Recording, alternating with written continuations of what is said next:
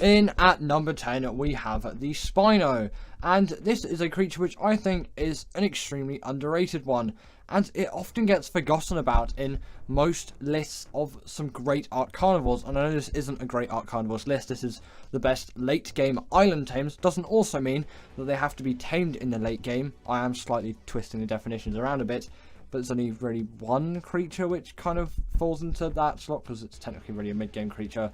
But there are so many creatures you can include on this list, but the Spino, in my opinion, had to be one of them. It is extremely mobile, obviously spawns on the island, that is a requirement for it to be on the best late game, the island tames. They do have to spawn on the map, and the fact with its mobility that allows it to spin 360 degrees on the spot, like, the Rex couldn't do that.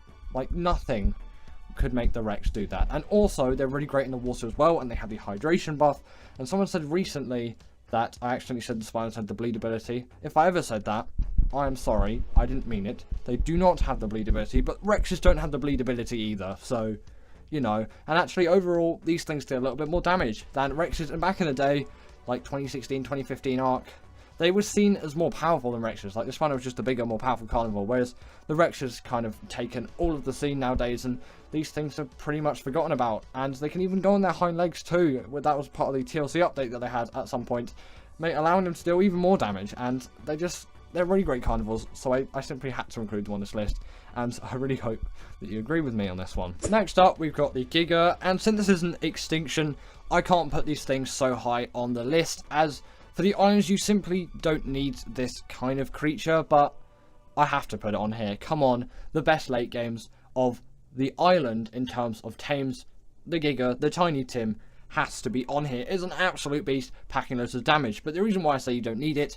is it isn't allowed into boss fights on the island. The Rex is pretty much as powerful as you can get, really, for boss creatures on the island. And I know that's a really, really huge generalization, but you know, we'll just go along with it. Either way, the Giga can't be allowed into boss fights, so it has no boss use. If this was Extinction, however, I'll put these things so high on the list. Like, man, they are so useful on that map. But they are still useful for gathering resources on the island, like hide and meat and all of that. And they're just really fun to ride on, to be honest. That's another great benefit. They are huge.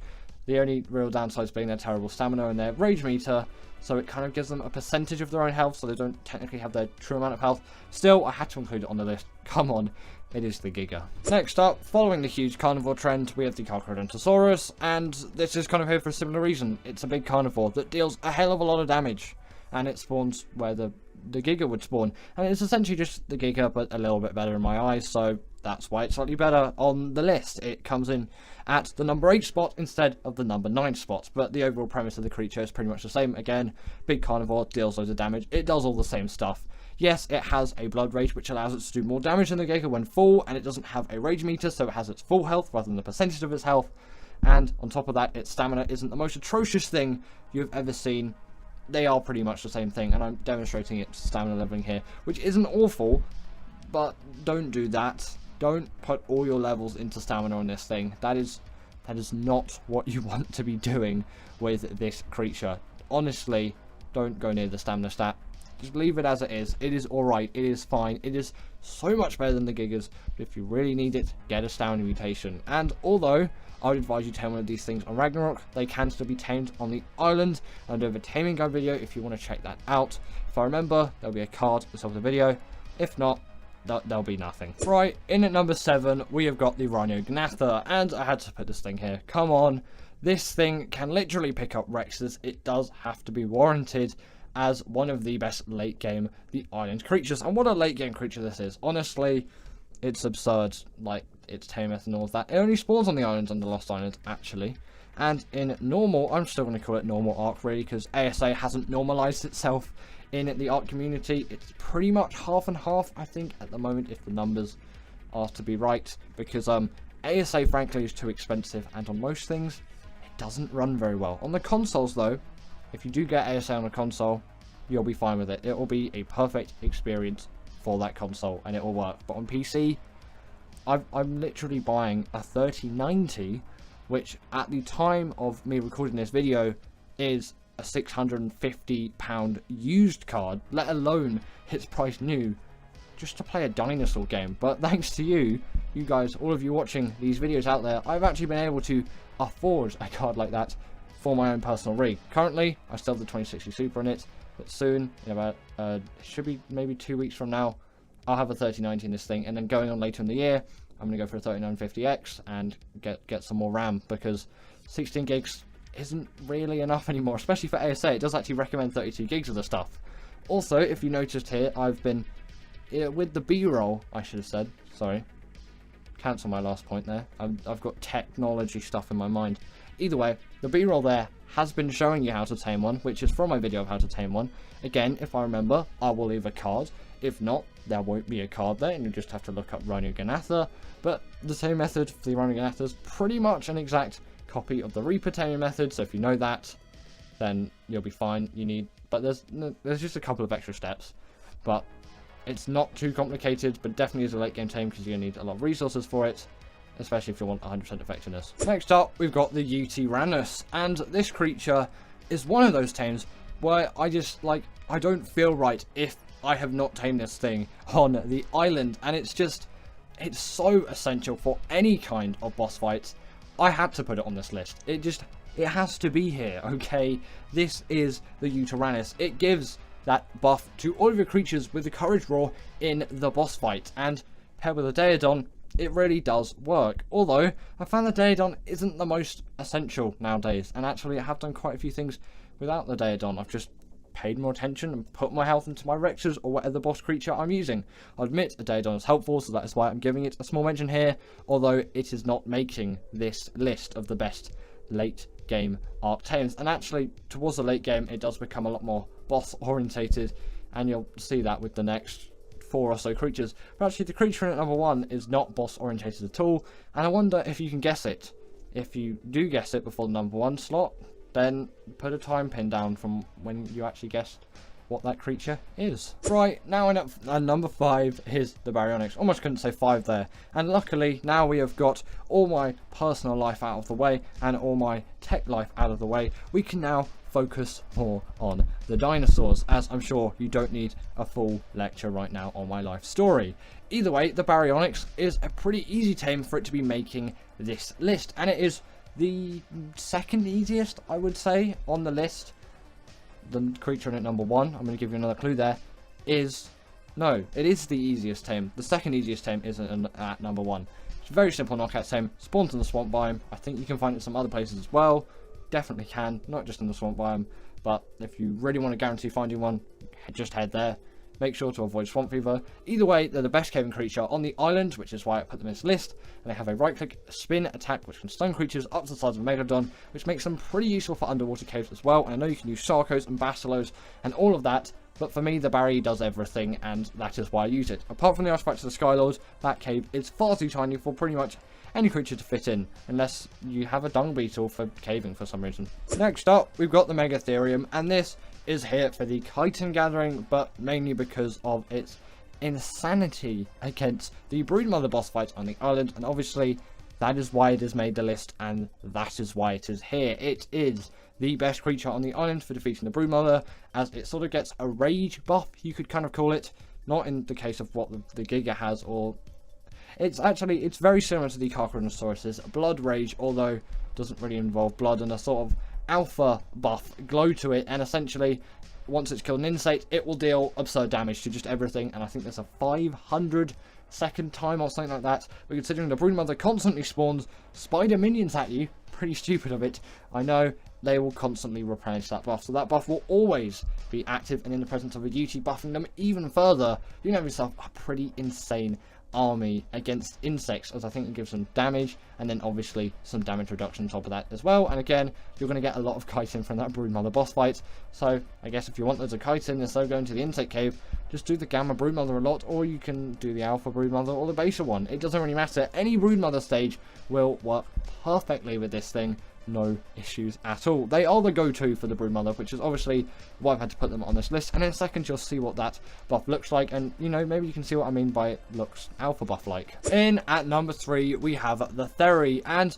this creature had to be in here Firstly, because its saddle is unlocked at level 69. Nice. I know, that is a very nice one. Obviously, makes this thing the perfect Ark creature. There is nothing better than it. But the reason for this creature being on the list is, firstly, its gathering abilities. This thing is insane at gathering all things fiber, wood, thatch, meat, hide, and you can't gather rocks, so I won't bother talking about those. And in my opinion, it's kind of more useful than you say an Anki and a Dodic, but I will give them a small mention here for gathering. They're not on this list, by the way, but the creature unit number 1 is extremely useful with a creature like the Anki and the Dodic. Have you got it yet? Have you not? Either way, the other use for this creature is that it is the best creature on the island for the dragon boss fight. The only downside being it's a herbivore, so for it to heal quickly, you will need sweet vegetable cake. This is where I would say a Daeton is very necessary to make sure these things stay alive during the boss fight, as then they can actually heal up quite quickly and effectively because they don't have the ease of meat. The sweet vegetable cake is particularly expensive, and you probably can't get thousands and thousands of it just like you would get thousands and thousands of meat. But the reason why they're so good at the dragon boss fight is the dragon has a particular buff or debuff for carnivores with its inflamed fire buff, whereas this thing's a herbivore, so it doesn't get that. In at number 2, we have the Rex, and I had to include this thing on the list. I'm not going to put it in at the number 1. By now, you probably should be able to tell where's in the number 1 spot. Again, comment down that time code once you figured out what the number 1 creature is. But either way, this creature, the Rex, obviously, is the go-to creature for any kind of boss fight. Yes, it does have a slight debuff in the dragon boss fight, and it doesn't have the buff the Mega Ethereal has in the Broom on the boss fight. It still works for all of them, although I would mainly use it for the Megapithecus because that's the only other one. But actually, nowadays, I kind of tend to use Spinos more for that boss fight because they tend to not fall into the absolute death hole that's there in the arena, which is pretty annoying. But, you know, you can get around it easily with Rexes. It just, they tend to get stuck a little bit more, which is why I don't really like them for that. But there is no denying they are a really great boss creature. And with how easy they are to tame on ASA, it just has to be in at the number 2 spot, and it doesn't. I can't even speak anymore. Either way, it doesn't deserve any less, in my opinion, or any more. But before we get into the number 1 spots, just a quick honorable mentions. The Aloe is a pretty good boss creature. The Megalosaurus does definitely pack a punch as well. Creatures like the Sarco are pretty great water tames, although maybe not in the late game. You could still say they do definitely pack a punch. The Basilo is a great option for underwater caving in the late stages of the game, and a creature like a Thyla is always very nice to hand. But let's get into the tame in at number 1. In at number 1, we have the Argentavis. Have you guessed it now, by the way? 1433, it should be the latest that you've guessed what this creature is.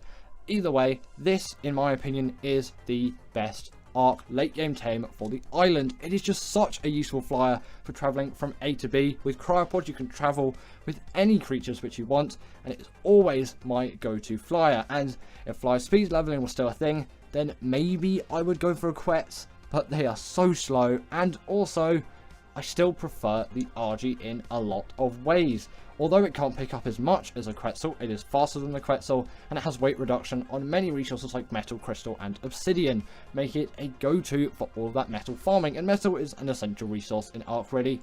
To actually complete it, you'll want at least some flat gear, and you'll probably want a pump action shotgun, and obviously metal tools so you can make your gathering process as efficient as possible. And when paired with an Anki and a Dodic, you have yourself an even better creature. And they are so easy to tame. That's how they're being unlocked at level 68.